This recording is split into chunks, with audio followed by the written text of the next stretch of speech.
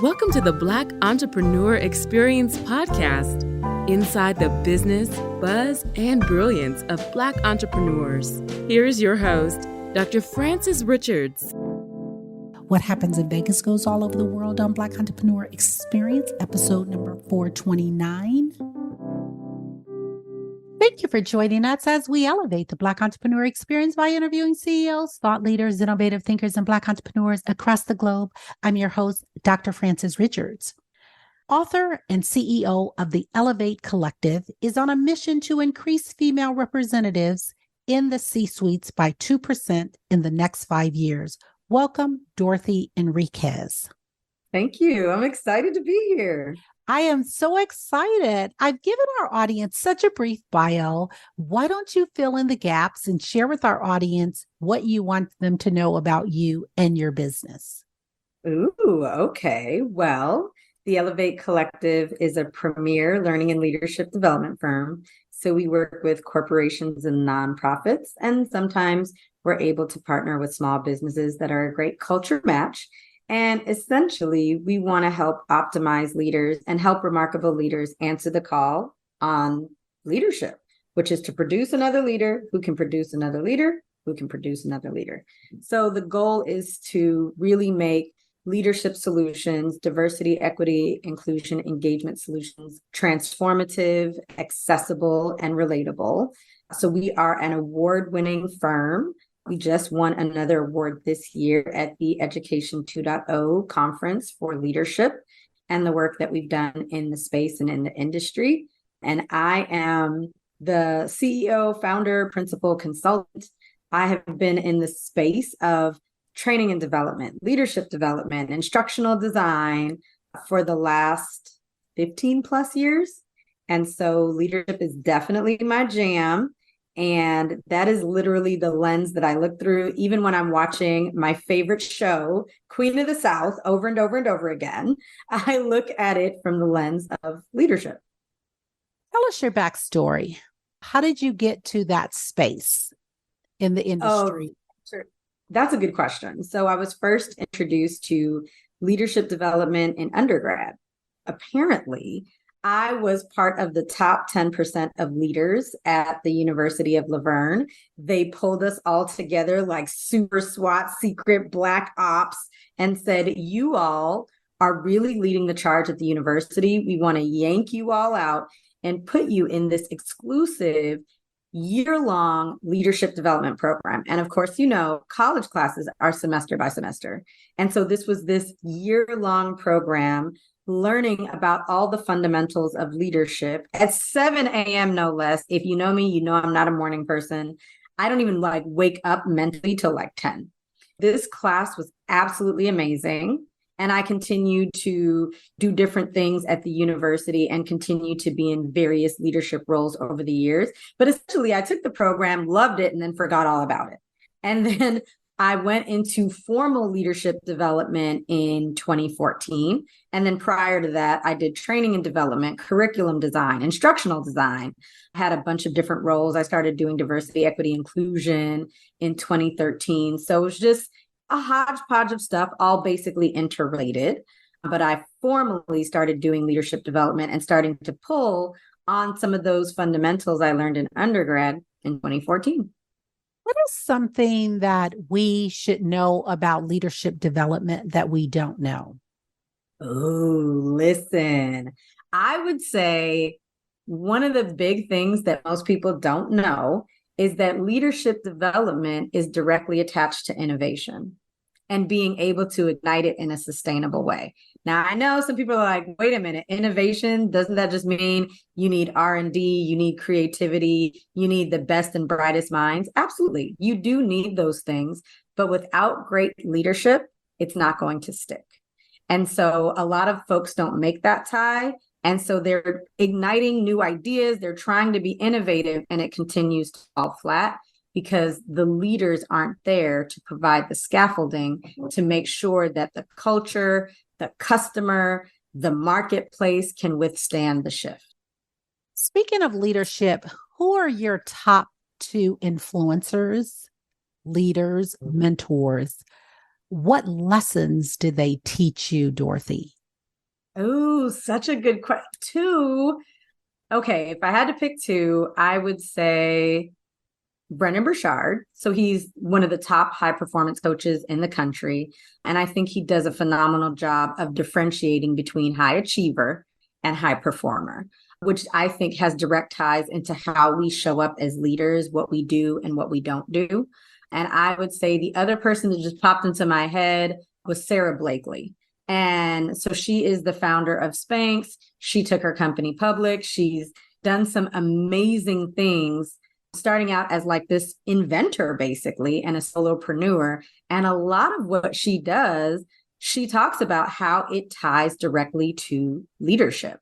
I think that she's a great model when you think about starting from nothing, making something, building an organization, building teams, and being able to do that sustainably over the long haul, because that's part of the ingredients for a high performer. It's not like hit and miss and hit, then you get it, then you got to wait. No, over the long haul, you can produce consistently. And that's what makes you a high performer. So those are the two people that I think of off the top of my head. Listen, one of my friends spoke life over me and said, you are going to be the Caribbean Sarah Blakely, and I am here for every drop of it. Absolutely.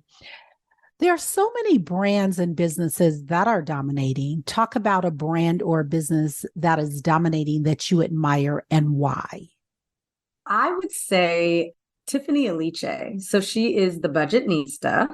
And so she has a New York Times bestseller, and it stayed at the best-selling charts for 2 years, which is basically unheard of. Get good with money. And I had a chance to meet her last year and go to dinner with her in October. And so she is a multimillionaire. And the fact that when she shared at dinner how much leadership and her commitment to becoming a great leader, when she made the tie to leadership and her success in being a multimillionaire, I was absolutely sold, because I've been following her. I was, a dream catcher for years. And so to follow someone, meet them in person, hear their thoughts on business, on innovation and leadership, and for her to be able to make those ties over and over and over again, I was beyond inspired. She really is one of one with how she's built her brand, how strategic she is, how business minded she is. And I really tried to follow many of the steps that she shared about when I finally had the opportunity to get my book published, and I had the chance to launch it earlier this year. But she is someone, like, her brands, I am inspired by them, but I'm actually just inspired by her as a person, how she shows up, how she gives back. And again, those ties back to leadership over and over and over again. I am like a super fan.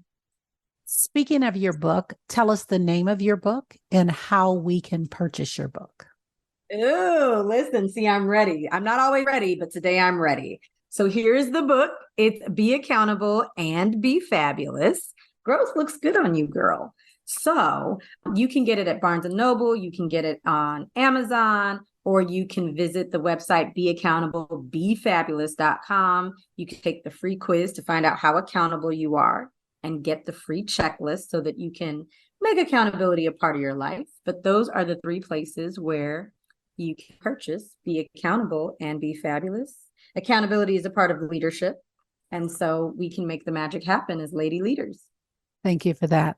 Advice you wish you had followed. So many. I mean, business or professionally? Which one? However you interpret the question. The first thing that came into my mind, like, be careful who you marry. But I think professionally, advice that I wish I would have followed, I wish that I would have gotten a business coach before going full time, because I think that that would have been a huge game changer in helping me kind of speed things up a little bit instead of bumping my head so much in the early days of being full time. I wish I would have done that for sure. Let's step back and talk about that moment before your day quit, before you went full time. Tell us that story. Let's talk about it. Basically, I had a plan. So I went to this African American leadership program in Milwaukee, Wisconsin. Went to a retreat. I thought it was a 2-day program, found out it was a 9-month program, neither here nor there. Let's not get hung up on small details. But I'm at the retreat. It is like life altering. To give you perspective, I had on like gel nail polish and I picked all the gel off during this retreat. Like, oh my God, oh my God, oh my God. I've never been around so many like amazing, successful, powerhouse Black people. They had what do I want to call it? Like a civil rights activist come and talk to us about the importance of being blackity, black, black, blackity, black, black, black. And I just was like, he was so real. He was so raw. Dr. Howard Fuller. I like picked off all my nail polish. So I go to this retreat. I'm beginning to like transform and go into the full chrysalis phase. And I go back to the office on Monday, paddle into my boss's office, like, I'm going to quit this job, right?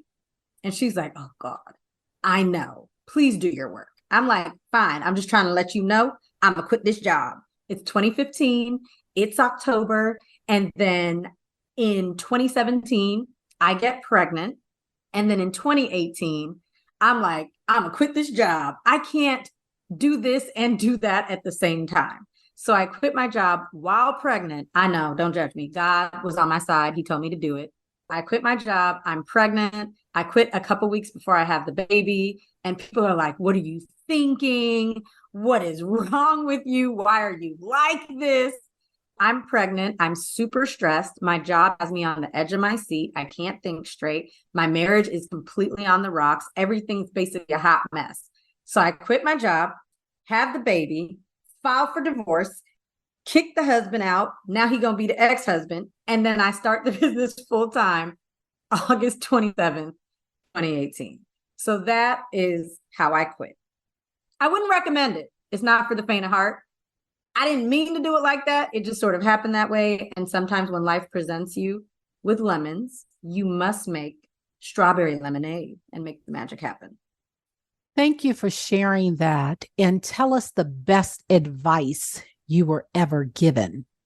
Quit your job before you have kids. However, the caveat was this advice was given to me while I was like 7 months pregnant. And I'm talking to my mentor and he's like, quit that job. You don't have any kids. So I'm looking at him, I'm looking at me, I'm looking at my stomach like, sir, he said, but you still don't have any kids. And I said, that's probably the difference between talking to a man and talking to a woman, but he was right. And so I quit my job before I had kids. His perspective was, if you do not quit now, you are going to have that baby and you are going to be cuffed to those, you're going to have the golden cuffs of the paycheck and you're not going to want to quit. You are going to, I know you are going to say, I'll quit when she's 5. But then she's going to turn 5 and you're going to want her in the best school, most likely private. So then you're going to say, don't quit until she gets to high school. But as she's entering into high school, you're going to be thinking about all the things that you want her to be able to do, all the expensive things of the senior year. And what if the business doesn't take off that fast? So quit when she goes to college and you will delay, and delay. If you quit now, you're quitting while you're ahead and you can figure it out later because you've already quit before you have kids. And that was some of the best advice I'd ever been given, because I don't know that a woman would have that same perspective. Because like the moment we get pregnant, we're like, I'm a mom. I have children, which, I was like, look, I'm a mom. If Mother's Day happens while I'm pregnant, I'm celebrating. It was great advice that helped me do one of the scariest things I've ever done in my life, because that seems insane to quit your job while you're pregnant, but it all worked out. Excellent. You talked about you would have had a business mentor first before you went through that process. Talk about vetting a really good mentor. Ooh, so look, couple ideas. As you're figuring out like, who am I going to pick? Who's going to help me? A lot of times we feel like this person needs to be 30 steps ahead of me. And I am here to suggest and lift up for consideration that if they're only a couple steps ahead of you, that will be sufficient, because this person is 2-3 steps ahead of you.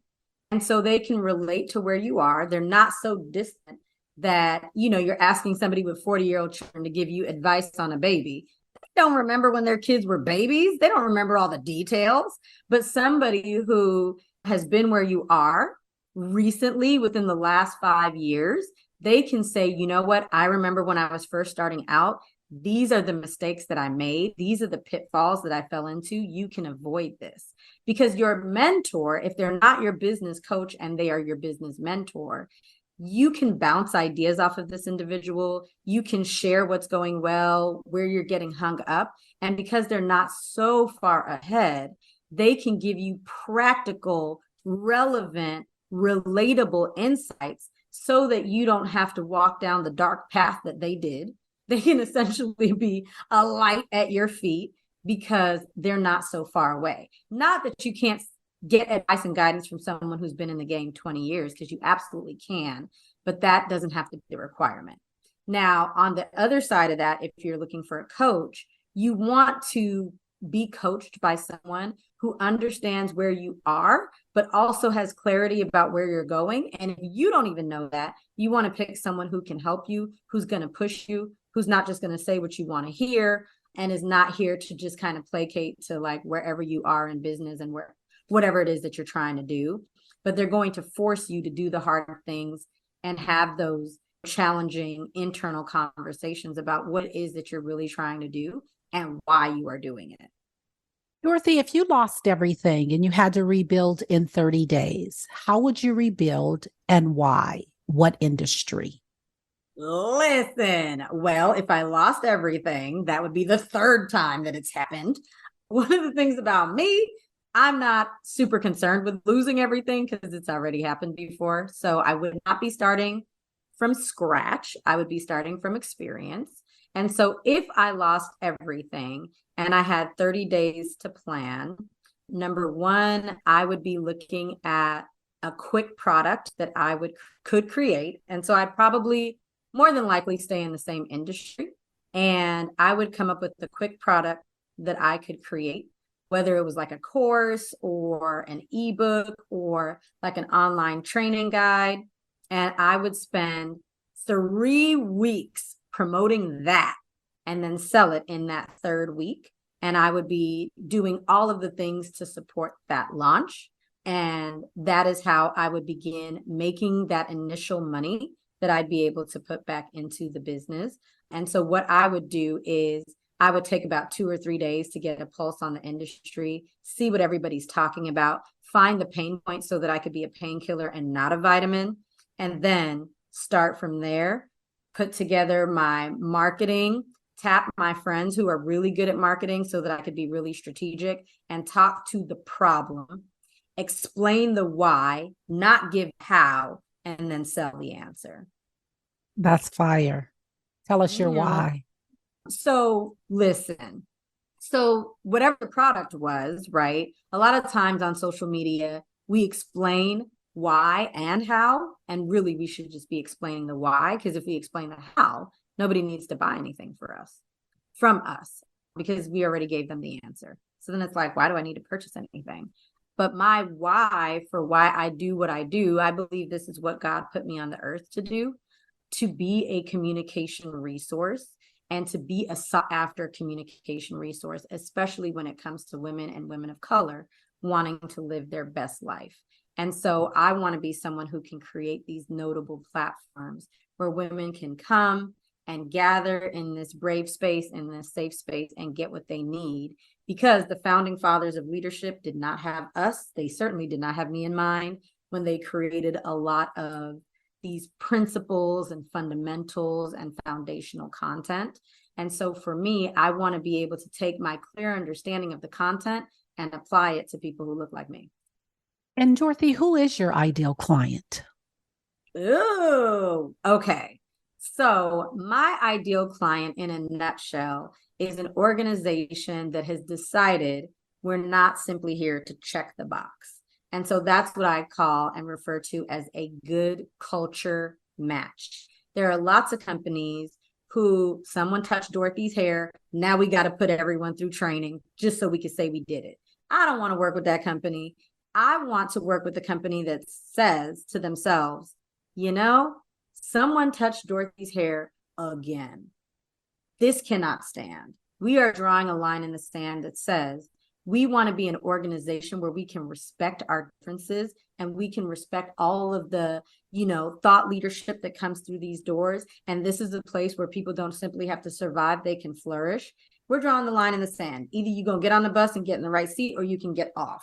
But going forward, the way we ignite diversity, inclusion, access, support, engagement, it's going to be woven in how we do things. It's going to be woven in our goals, our strategic initiative, our long-range plan, how we reward, how we promote.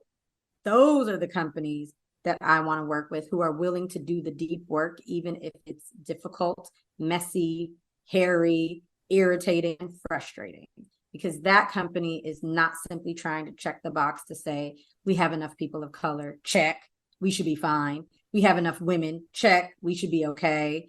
I want a company that's really committed to transforming how their people experience the world of work, because we also know 70% plus of Americans hate their job.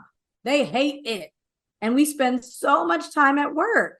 I want to work with companies that are really trying to transform that experience in a meaningful and notable way.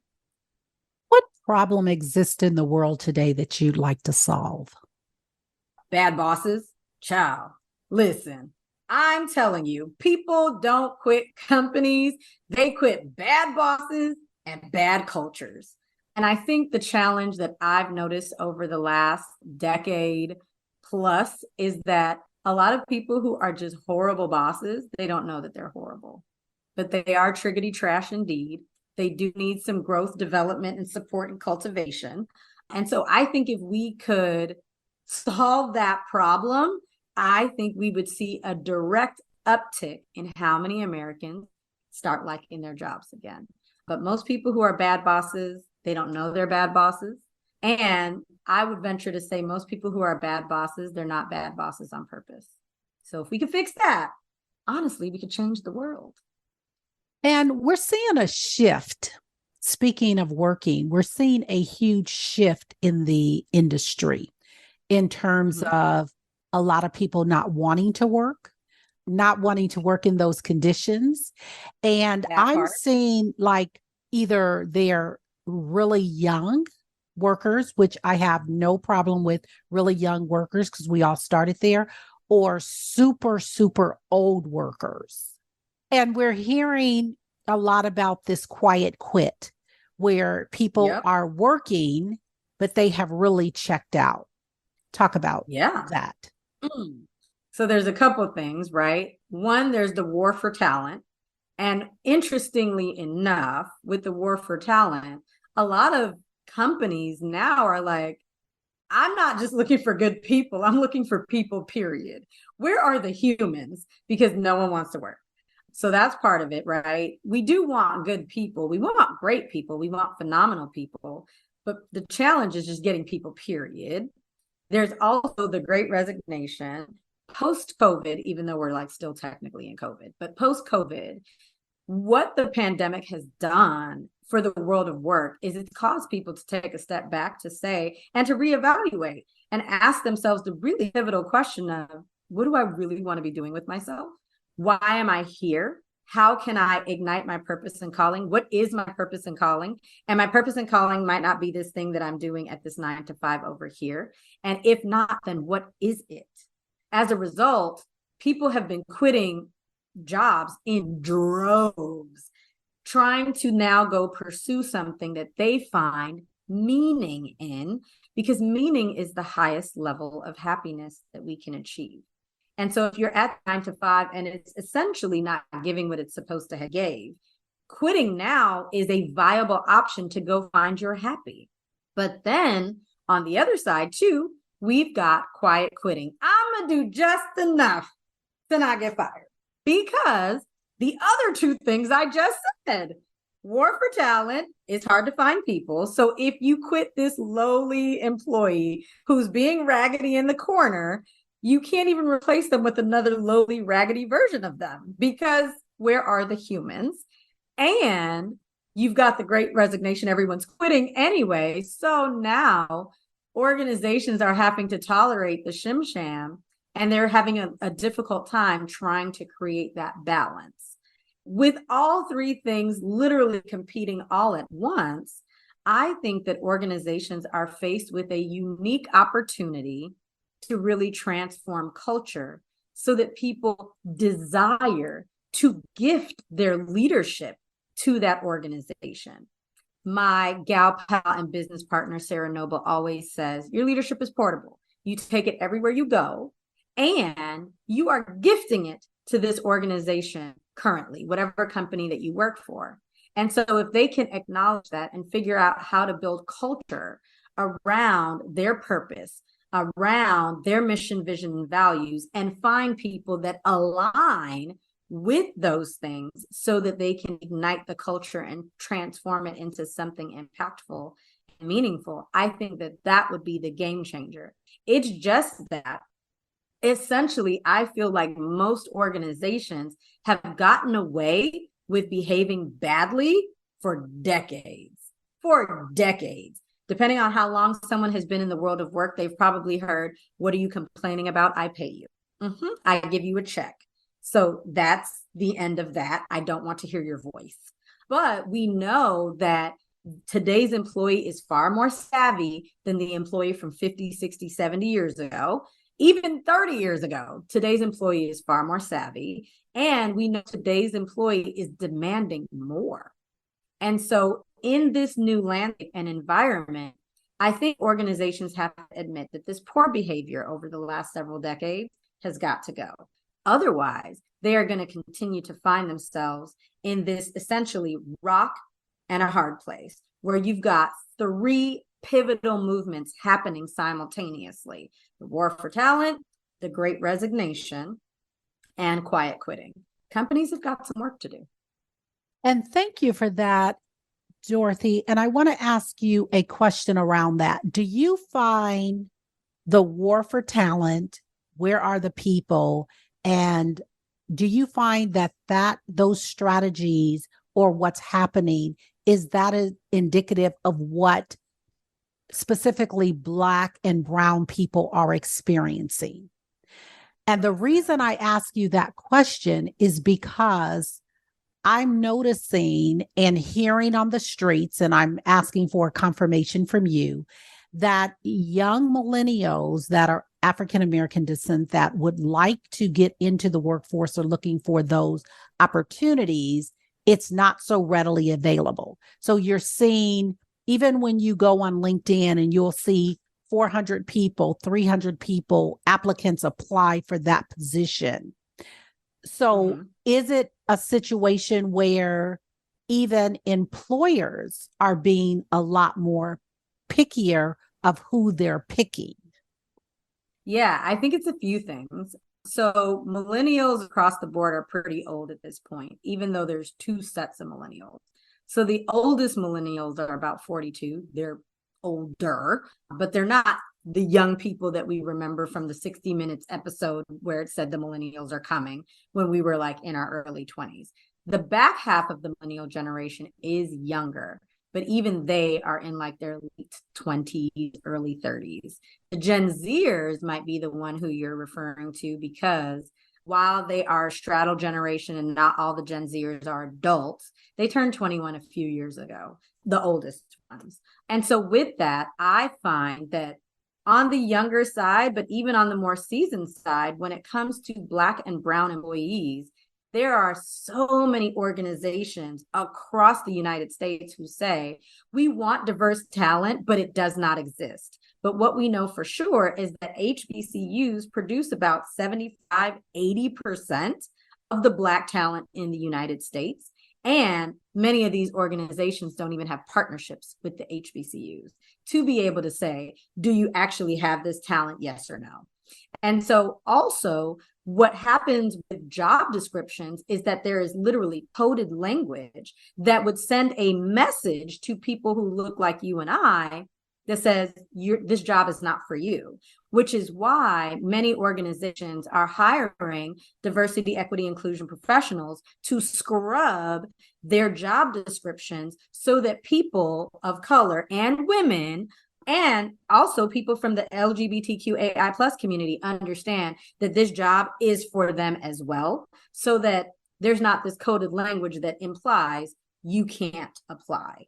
And so I do think that across the board, regardless of generation, Black people, but Black women especially, are leaving corporate in droves, all of the generations, because corporate America just simply was not built for us. You know how many times I've been told my hair is out of compliance? Girl, bye. So corporate America was not built for us, and Black women are exiting in mass amounts to then go start their businesses. Now, while society will say Black women just naturally want to start businesses, that's not what the research shows. We start businesses out of necessity because we're being pushed to quit and pushed to leave organizations. And if this is your second or third time having to deal with that and navigate that, you're just going to go and basically pave your own way and go do something different, which is starting businesses. But Black women are starting businesses at staggering rates, but we're not necessarily getting the support that we need in starting the businesses, which is why the amount of money we typically garner as business owners isn't as much as our white female counterparts. But we are departing because it's not built for us. And it seems that corporate America across the board is continuing to dig their heels in. But like those three constants that we're navigating now, I do think that there will be a shift. Navigating the war for talent, the great resignation, and quiet quitting, I do think that we're going to start to see a shift over the next decade with how organizations show up and how they do things. So, Dorothy, your statistics is so on point. And when you talk about Black women starting businesses at alarming rate, and thank you for the data and the reasoning behind it. Something that you also talked about is being undercapitalized. Yeah. And, having that human capital and having that support.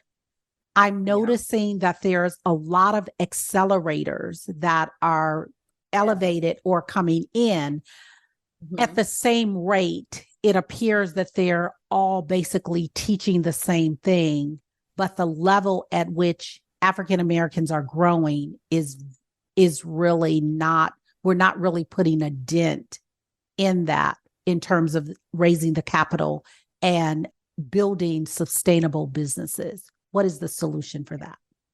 Honestly, I don't know what the solution is other than us helping us and supporting one another in an impactful and meaningful way, because you are right. There are accelerators everywhere. And I always recommend, business owners attend accelerators. Like, I've attended 3. I make more money every time I take the time to go through those experiences. But number 1, they're time consuming. Number 2, depending on and I've probably done 5, depending on which one you go through, it's expensive. And number 3, as Black women running businesses, we have the propensity to want to DIY and YouTube university our entire business. Not exactly sure where we get that from, that we just want to be a Jill of all trades, but there is power in staying in your lane and there is power in niching down. But ultimately, the statistics are just not in our favor. The average Black woman, when she runs off and starts her business, she's going to make about $43,000 a year. We cannot create generational wealth. We cannot ignite transformation at that price point or that revenue point, right? Revenue, $43,000. That doesn't mean she's paying herself $43,000, but she can't have 5 people working for her and helping her ignite her mission and values at that revenue point. Most Black women, only 6% will hit 6 figures. And I mean, I'm not talking about 950,000, 100,000. 6% will hit 6 figures. And for most of them, once. So this isn't even sustained over the long haul.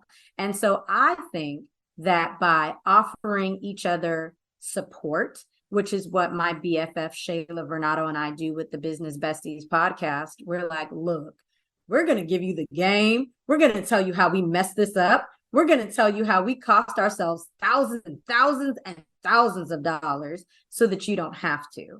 And I think that that's going to be the initial steps for fixing it is helping one another so that the next Black girl magic doesn't fall into the same hole that you did. And even if she does, she's got more skills and more acumen to be able to get herself out faster, so that there's more of us making six figures. Because what most Black women business owners will find, $100,000 isn't enough.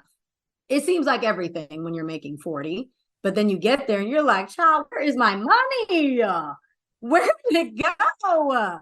So it just, you know what I mean? Like, I think we just have to give each other the game. We can't gatekeep, because there's enough room for all of us. If I tell you the importance of pipelines, if I tell you the importance of liability insurance, if I tell you the importance of a business coach, you are not taking money out of my mouth or my daughter's mouth. There is enough room for all of us. And if I win, you win, and vice versa. Because when the tide rolls in, as Dr. Lacey C. Robbins always says, all the boats lift. There is enough room. So we should help each other every little chance that we get. Because no one's going to save us. That's right. Nobody. And collaboration is the best currency. That, yes, say it for the people in the back. You talked about your podcast, Business Bestie Podcast. Tell us how they can listen, where they can listen, and any information about it. Listen, so the Business Besties Podcast, we call it your morning coffee, so that you can listen to it on your way to work. But essentially, it's everywhere where you can listen to podcasts. Apple Podcasts, Spotify, all the usual suspects. But the focus is really getting your business together. But of course, we are make girlies and fashion girlies and hair girlies. So we're going to talk about all the things, but the focus is always business through the lens of leadership and business strategy, because those are our two backgrounds. And we're both six-figure earning, award-winning business owners. So we're talking through the lens of like screwing up, not always getting it right, and not wanting the next woman of color to make the same mistakes that we did. We hope that we can save her some money, save her some tears and some ugly crying, rocking back and forth in the corner. We don't want her to have to do that because we've already done it. So that's essentially what we're always talking about, because we wish we had someone telling us those things when we were getting ready to make a $10,000 mistake. I wish there was a podcast that was like, don't do it, Dorothy. So that's us. Dorothy, what is your zone of genius? Oh, listen. Okay. I would say my zone of genius, of course, is leadership development, but through the lens of confidence. So that's where I like to, as often as possible, hone in and focus there. If you conducted this interview, what is the one question you would have asked yourself? I want you to ask the question and answer it. I would say, if you were going to do anything different, your first year being full-time, what would you do? And so the way I would answer that question is, I would say, number one, have a pipeline in place. Because a lot of times business owners say, I'm going to make $1 million this year. Girl, where? Where is this money coming from? Says who? And so having a pipeline that you put together quarter by quarter by quarter is going to actually give you a much more accurate layout of how much money you can anticipate to make and how much work you're going to need to do to make that money and close those clients. I did not do that, child. I did what everybody else does. I'm like, I'm going to do 20 million trainings. I'm going to do 60 billion keynotes. And after, I'm going to make my salary from work. When I tell you I did not do 20 million trainings or 20 billion keynotes, and I did not even hit my salary, I made half of it. So that's one thing I would have done differently. The second thing I would have done differently would have been to not look at my salary, period. I would have looked at the total rewards so that I would know how much I really need to make, because you're going to quit your job to essentially start this other job that has horrible benefits, no vacation time, and crappy hours. So how much money do you really need to make? And no holiday pay. So how much money do you really need to make? If you're making $50,000, but your total rewards is $75,000, that's the number that you need to be shooting for. Because now, if you're not married, You need to figure out insurance. You need to figure out this 401k Roth IRA situation. You have to figure all of that out on your own. And I think the last thing that I would have done differently is really understanding revenue generating activities, because I was like doing a lot of activity, moving a lot, like a lot of spinning, but it wasn't all necessarily revenue generating and high revenue generating activities, which is why I could make $0 one month, $2,500 the next, $400 the next, $5,000 the next. It was very feast or famine in these streets. And so that first year, those are the three things I would have done differently. Those are some definitely fire value bombs. So thank you for that. Shoulder roll. Yes. We've come to the part of our interview. It's called Rapid Round of Fun. I'm going to ask you a series of questions, and I'd like you to give me very quick answers. If there's something you desire not to answer, feel free to say pass. Are you ready for the Rapid Round of Fun? I'm as ready as I'm going to be. What is your favorite comfort food? Macaroni and cheese? The last movie you saw?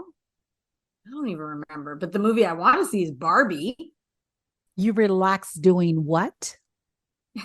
Sitting at the couch, staring at the TV. Your favorite singer or rapper? Probably Beyonce. Your favorite dance song? Probably something by 2 Chainz. What food you eat every week, no matter what? Tacos. I lived in Cali forever, so tacos for sure. Your favorite month? June, because it's my birthday. Relax or hit the couch? Relax. I mean, that'd be nice to relax at a spa, getting a massage or a facial. Thank you so much, Dorothy Enriquez, for joining us on Black Entrepreneur Experience Podcast. Before we let you go, share with our audience the best way for them to connect with you, to do business with you.